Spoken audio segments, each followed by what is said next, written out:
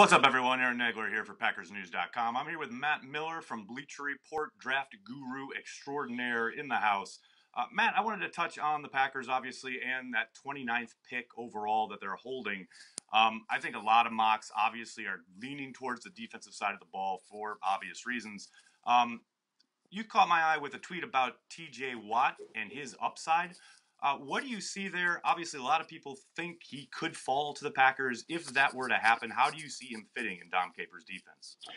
Yeah, the tweet was that I think he has the most upside at edge other than anyone but Myles Garrett, just because of how explosive he is in the lower body. So, if he's there at 29, I see him being an ideal fit as an outside linebacker in this defense. Now, he's still learning the position, as Green Bay fans probably watched him at Wisconsin know. He's transitioning from offense where he played tight end. So he's going to have to learn a little bit, but his length, his lower body explosion, his balance, all those traits are what you're looking for in an outside linebacker. So I think he would be a great fit at 29 if he's still there.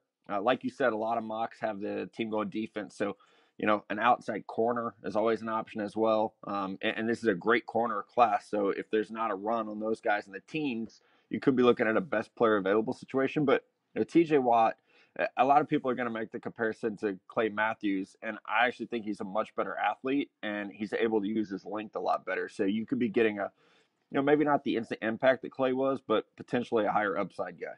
Now, let's say the Cowboys, sitting there at 28, grab T.J. Watt just before the Packers are able to. Is there another edge that might be available there at 29 that the Packers could look at?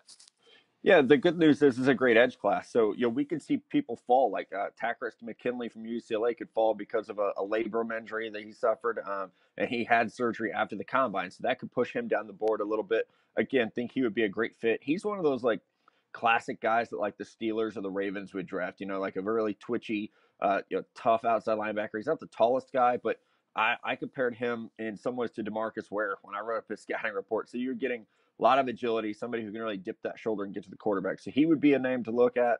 Derek Barnett from Tennessee, definitely an option there. Taco Charlton from Michigan, more of a, kind of a bigger guy. He would be the biggest of all the edge players, but they would all three be pretty good fits at 29 if they're there.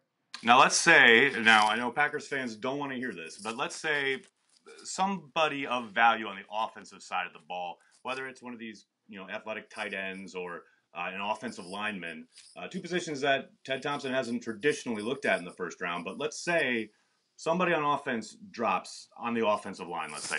Who might the Packers look at to kind of fill that void at right guard on their roster?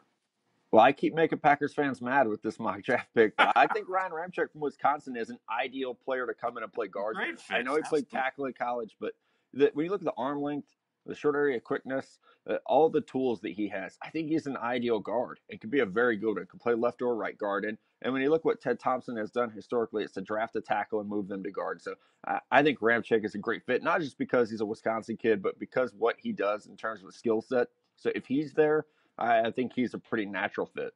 Well, there you go. All the latest. Check out his work at Bleacher Report. Matt, can't thank you enough for hopping on. For Matt, I'm Aaron, PackersNews.com.